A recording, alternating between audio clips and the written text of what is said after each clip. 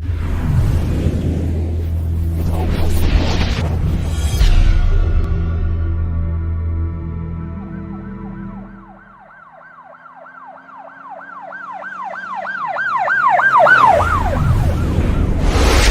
वालेकुम नाज़रीन, अल्लाह ताला से ये उम्मीद करता हूँ कि अल्लाह ताला ने आपको जहाँ पर भी रखा होगा अपने हिफ्ज़ अमान में रखा होगा।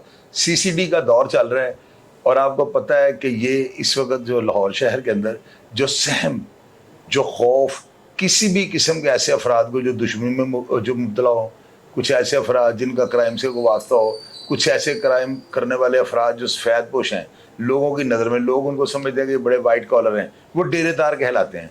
उन लोगों को भी जो है उनको बड़े ज़्यादा तहफ़्फ़ुज़ात हैं। उनको भी ये डर है कि पता नहीं CCD जो है ना उनको किसी आड़े हाथों लेके उनको किसी मुकदमे में या उनके साथ कैसे मामला खड़े ना कर दे। CCD का प्रेशर जो है ना अवाम के ऊपर इतना बढ़ चुका हुआ है कि आप लोगों की सोच होगी। अब उसके अलावा जो है ना थानों के अंदर जो है बड़ा काम हो रहा है। जो ऑपरेशनल टीमें हैं, जो SHOs हैं, ये भी बड़े मुतहरक हैं। इन्होंने क्रिमिनल्स के खिलाफ, जुआ करवाने वाले माफियात के खिलाफ और जो मंशियात फरोशन के खिलाफ घेरा बहुत तंग कर दिया हुआ है। अब इसमें ना कुछ ऐसे अफराद हैं और आपको पता है कि मेरे स्टूडियो में जो करेक्टर बैठे हुए हैं इनका नाम है उमर गुजर अल मारूफ जो है ना बोदी गुजर। ये फूड स्ट्रीट के चेयरमैन भी हैं और एक अरसा दराज से जो है ना बल्कि पूरे पाकिस्तान में लोग इनको बाई नेम बाई फेस जानते हैं। चूंकि एक टाइम पर ना आज से 18 से 20 साल पहले इनका भी जो है ना गैम्बलिंग की दुनिया के साथ बहुत गहरा ताल्लुक था। बड़े बड़े मगरमच्छ, कल मैंने आपको वो मजाक का जो प्रोग्राम किया था उसमें मैंने बताया था कि अच्छा टोपा जो थे वो भी एक टाइम पर इनके पास होते, यानी एक टाइम का मतलब ये होता है कि कोई 15-20 साल पहले। अब इन्होंने जो है ना यानी सारे काम जो है अपनी लाइफ के वाइंड अप कर लिए हैं। कोई ऐसा काम बल्कि 10-15 साल से जो है ना अवाम आपको नीचे लिखेगी कि इनका किसी क्राइम से कोई ताल्लुक नहीं है। अल्लाह ताला ने इनको इतनी इज्जत दी है, बेटे बिजनेस करते हैं। और आजकल जो हालात बने हुए ना, लोग ऐसे ही एक दूसरे को कॉल कर कहते हैं आपका भी नाम आया हुआ है, आपका भी नाम आया हुआ है। तो इनका तो मैंने पहले प्रोग्राम किया था, उस प्रोग्राम के अंदर खुद इन्होंने ये बताया था कि इन्होंने 7-8 साल पहले से जो है ना सारे मामला छोड़ दिए हैं और उस प्रोग्राम को किए हुए भी अब मेरा ख्याल है 5-6 साल हो गए हैं। अब अक्सर ना मैं जुए के प्रोग्राम करता हूँ ना तो मुझे लोग कमेंट बॉक्स से लिखते हैं कि आपको ये सारी इन्फॉर्मेशन जो है ना चाचा बोदी देते हैं। और अल्लाह के बंदे, उनको क्या जरूरत पड़ी है मुझे इन्फॉर्मेशन देने की? ताल्लुक हर बंदे का होता है, लेकिन मेरे अपने जाती सोर्स इतने ज्यादा है कि वो इनकी सोच में भी नहीं होंगे। तो मैं अपने सोर्स और अपनी रिसर्च के ऊपर प्रोग्राम करता हूँ। अब बोदी अंकल से ये पूछते हैं कि आप ये बताएं आपको जो है ना इस वक्त किन हालात का सामना करना पड़ रहा है। भाजी साड़ी आवाम में दसो ना, तुहानू इसलिए कोई ज़हन च ऐसी गल है कि पुलिस वाले तुहाडे नाल कोई मामला करे? कोई नहीं हैगी। पुलिस दे कोलों तुसीं जो मामला हो रहे ने तुसीं मुतमिन पुलिस दी कारकर्दगी अल्लाह जाबल ए जेडे क्रिमिनल ने इन्हां दे ਜਿਹੜੇ ਬੰਦੇ ਕਰਦੇ ਨੇ ਪੁਲਿਸ ਨੂੰ ਪਤਾ ਦੱਸਦੇ ਨੇ, ਨਹੀਂ ਕਰਦੇ ਉਹ ਵੀ ਪੁਲਿਸ ਨੂੰ ਪਤਾ, ਪੁਲਿਸ ਉਹਨਾਂ ਨੇ ਫੜਦੀ ਵੀ ਜਿਹੜੇ ਕਰਦੇ ਪਏ ਨੇ, ਜਿਹੜੇ ਕਰਦੇ ਪਏ ਬੇਗੁਨਾਹ ਕਿਸੇ ਨਹੀਂ ਫੜਦੀ, ਬੇਗੁਨਾਹ ਕਿਸੇ ਨੂੰ ਨਹੀਂ ਫੜਦੇ। ਪੁਲਿਸ ਸਹੀ ਕਰਦੀ ਵੀ ਮੈਂ ਅੱਜ ਤੋਂ 2.5 ਸਾਲ 3 ਸਾਲ ਪਹਿਲਾਂ ਤੁਹਾਨੂੰ ਪ੍ਰੋਗਰਾਮ ਕੀਤਾ ਤੇ ਬੁੱਕ ਮੇ ਇਹ ਜੁਆਰੀ ਨੂੰ ਫੜਨਾ ਚਾਹੀਦਾ, ਇਹਨੂੰ ਜੇਲ੍ਹਾਂ ਹੀ ਕਰਨਾ ਚਾਹੀਦਾ, ਬੁੱਕ ਮੇ ਨੂੰ ਜੇਲ੍ਹਾਂ ਹੀ ਕਰਨਾ ਚਾਹੀਦਾ ਤੇ ਇਹਨੂੰ ਕੰਮ ਖਤਮ ਕਰਨਾ ਚਾਹੀਦਾ ਤਾਂ ਕਿ ਜੇਲ੍ਹਾਂ ਜਾਣ ਵਾਲੇ ਨਾਲ ਦਿਲ 'ਚ ਖੌਫ ਹੋਵੇ। ਇਹਨੂੰ 10 ਜਿਹਨੇ ਰੱਖੋਣਾ ਤੇ ਇਹਨੂੰ ਪਤਾ ਲੱਗ ਜਾਏ ਕੀ ਸਮਝ ਲੱਗਦੀ ਹੈ। ਇਹ ਚੋੜੇ ਹੋ ਕੇ ਰਾਹ ਨੂੰ ਖਵਾਉਂਦੇ ਨੇ, ਬੁੱਲੇ ਲੁੱਟਦੇ ਨੇ। ਤੇ ਭਾਜੀ ਅਸਲੇ ਜੂਏ ਦੇ ਖਿਲਾਫ ਪੁਲਿਸ ਬਹੁਤ ਜ਼ਿਆਦਾ ਮੁਤਹਰਕ ਹੈ। ਪੁਲਿਸ ਬੜੀ ਅਸਲੇ ਪੌੜੀਆਂ ਲੈ ਕੇ 14 ਨੇ ਜੂਆ ਖਤਮ ਹੋ ਗਿਆ ਮੇਰੇ ਕਾਗਜ਼ਾਂ ਵਿੱਚ। ਲਾਹੌਰ ਦੇ ਚੋਂ 14 ਨੇ ਜੂਆ, ਚੰਦ ਬੰਦੇ ਹੈਗੇ ਨੇ ਜਿਹੜੇ ਨਹੀਂ ਬਾਅਦ ਰੋਟੀ ਉਹਨਾਂ ਸਵਾਦ ਉਹਨਾਂ ਰੋਟੀ ਨਹੀਂ ਚੱਲ ਸਕਦੀ। ਔਰ ਮੇਰੇ ਹਿਸਾਬ ਨਾਲ ਸਿਰਫ ਮੈਚਾਂ ਮੂਚਾਂ ਦੇ ਕੰਮ ਜ਼ਿਆਦਾ ਹੋ ਰਹੇ। ਮੈਚਾਂ ਦੇ ਅਖੀਰ ਹੋਈ ਤੇ ਪੁਲਿਸ ਉਹ ਤੇ ਨਿਗਾਹ ਜਾਂਦੀ ਨਹੀਂ ਪਈ। ਇਹ ਮੈਨੂੰ ਸਮਝ ਲੱਗਦੀ ਪਈ ਜਿਹੜੇ ਅਸਰ ਜਾੜੇ ਗਏ ਨੇ, ਜਿਹੜੇ ਬੰਦੇ ਡਾਕੂ ਚੋਰ ਨੇ, ਤਮਾਸ਼ਵੀ ਨੇ, ਉਹ ਮੈਚ ਵੱਡੇ ਖੇਡਦੇ 10-10 ਕਰੋੜ ਦਾ ਮੈਚ ਖੇਡਦੇ, ਰੇਸਾਂ 24 ਘੰਟੇ ਰੇਸਾਂ ਹੁੰਦੀਆਂ, 24 ਘੰਟੇ ਮੈਚ। ਭਾਜੀ ਇਸ ਜੂਏ ਨੂੰ ਫੜਨ ਲਈ ਨਾ ਬੜਾ ਮੁਸ਼ਕਿਲ ਹੁੰਦਾ। ਨਹੀਂ ਉਹਨੂੰ ਫੜ ਕੇ ਤੋੜ ਦੇਣ ਜੇਲ੍ਹਾਂ ਦੇ ਵਿੱਚ। ਯਾਨੀ ਤੁਹਾਡਾ ਮਤਲਬ ਜਿਸ ਤਰ੍ਹਾਂ ਮੈਂ ਕਹਿੰਦਾ 10 ਰੁਪਏ ਵੇਲੇ ਤੋੜਨਗੇ, ਬਾਕੀ ਆਪਣੇ ਬੁੱਕ ਮਗਰ ਨੱਚ ਜਾਣਗੇ। ਜਿੰਨੀ ਜ਼ਿਆਦਾ ਸਖਤੀ ਨਹੀਂ ਹੈ ਲੋਕ ਕੰਮ ਨਹੀਂ ਚੱਲਦੇ।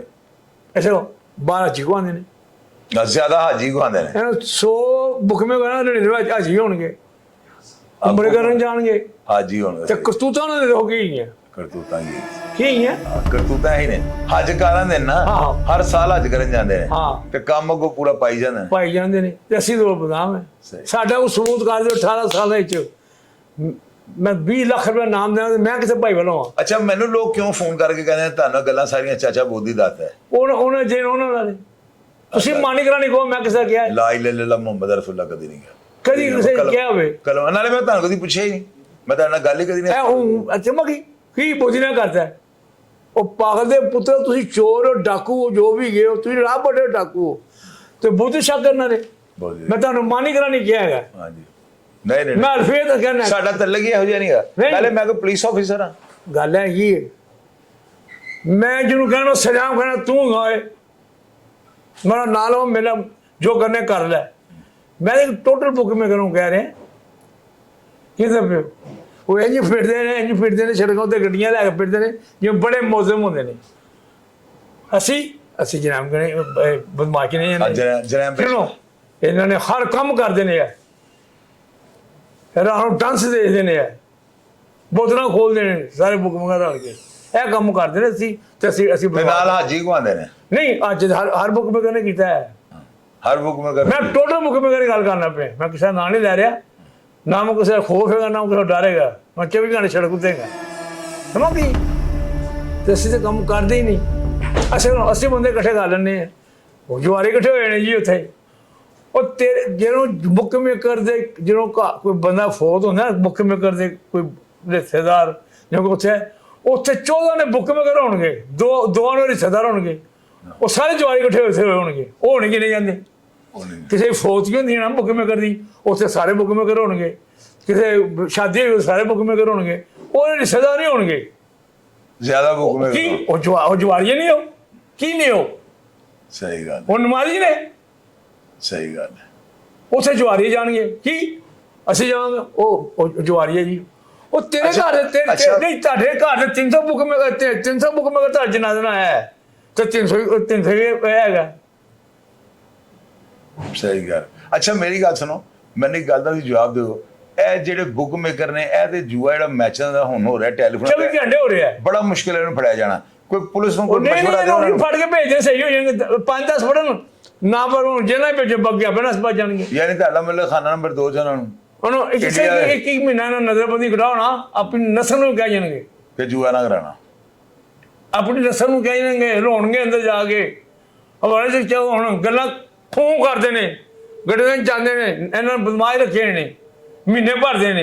लेकिन नाजरीन आपने देखा कि उमर जावेद बोदी साहब ने क्या बात की है। इन्होंने कहा है कि अगर एक एक महीना इनको नजरबंदी कटवाई जाए ना तो ये अपनी नस्ल को भी कह देंगे जुए छोड़ दें।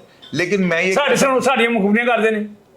ये कहता हूँ कि इनकी टिंडें कर दी जाए, इनके सॉफ्टवेयर अपडेट करके 6-6 महीने के लिए इनको जो है ना जेल भेज दिया जाए। मैं आपको गारंटी दे सकता हूँ कि ये जुए की दुनिया को छोड़ देंगे, वरना इनका कोई हल नहीं है। क्योंकि जुआ एक ऐसा जुर्म बन चुका हुआ है, रात को आप पकड़े जाएं, सुबह मजिस्ट्रेट जुआ का केस ही डिस्चार्ज कर देता है, पैसे वापस मिल जाते हैं। तो एक रात की बाद को ये लोग कुछ नहीं मानते। जब सख्ती होगी तो ये काम खत्म होगा। अब आप देख लें उमर जावेद जो है, अगर ये कोई गलत काम कर रहे हो या किसी जुए में इनकी इन्वॉल्वमेंट हो, तो मेरा नहीं ख्याल कि ये मेरे स्टूडियो में बैठ के ऐसे बातें करेंगे। ये एक साफ गो और सच्चे इंसान की निशानी है। जुआरी है वो, जुआरी के नहीं है, जुआरी नहीं है, बुक मेकर की ने जुआरी है, जुआरी है। साढ़े वोटे जुआरी ने की ने बड़े जुआरी है, साढ़े वोटे ने ये तो कुछ नहीं है। ਅਸੀਂ ਤੇ ਆਪਣੀ ਦੇ ਪਿੱਛੇ ਜੂਆ ਛੱਡ ਦਿੱਤਾ। ਸਾਡੇ ਬੱਚਿਆਂ ਦਾ ਕਹਿਣਾ ਕਿਸੇ ਆਵੇ ਇਹ ਹੁਣ ਜੁੱਤੀਆਂ ਵੀ ਖਾਂਦੇ ਨੇ, ਫਿਰ ਉਹ ਕੰਮ ਕਰਦੇ ਨੇ। ਇਹਨੂੰ ਕਹਾਂ ਕਿ ਇਹਨਾਂ ਕਬਰੇ ਜਾ ਕੇ ਬਾਦ ਹੋਣਾ ਹੈ, ਇਹ ਨਹੀਂ ਬਈ ਕਬਰਾਂ ਤੋਂ ਪਹਿਲੇ ਬਾਦ ਨਹੀਂ, ਇਹਨੂੰ ਬਾਦ ਹੀ ਆਣਾ। ਤੇ ਇਹਨਾਂ ਨੇ ਪਤਾ ਕਿਸੇ ਦਾ ਸੇ ਫੂਕ ਨਿਕਲ ਜਾਣੀ ਹੈ। ਸਾਡਾ ਮਾਣ ਹੈ, ਸਾਡੀ ਅੱਲਾ ਦੀ ਰਹਿਮਤ ਨਾਲ ਜਦੋਂ ਕਬਰ ਦੇ ਬਾਹਰ ਕਬਰ ਜਾਣਾ ਜਾਣਾ। ਮੈਂ ਕਿਸੇ ਦਾ ਖੌਫ ਨਹੀਂ ਖਾਂਦਾ, ਅੱਲਾ ਦਾ ਖਵਾ ਨਾ ਕਿਸੇ ਦਾ ਡਰੇ, ਭਾਵੇਂ 100 ਭਲਵਾਨ ਹੋਵੇ 100 ਬਦਮਾਸ਼ ਹੋਵੇ, ਭਾਵੇਂ ਅੱਲਾ ਦੀ ਰਹਿਮਤ ਨਾਲ। मैं हूँ शरीफ आदमी है, जो कोई बदमाशी ना आएगा तो मैं दसांगा। देख लें नाजरीन की आपने सारी बात सुन ली है। ये वो इंसान है कि अगर कोई भी थाने में कोई SHO इनका मुतलका इनको बुलाए, कॉल करे, ये 2 मिनट में उनके पास पहुंच जाएंगे, क्योंकि अंदर साफ है ना। प्रोग्राम का फीडबैक लाजमी दीजिएगा और मैं हमेशा की तरह आपको रिप्लाई करने की कोशिश करूंगा। अपना ढेर सारा ख्याल रखिएगा जी। पाकिस्तान जिंदाबाद।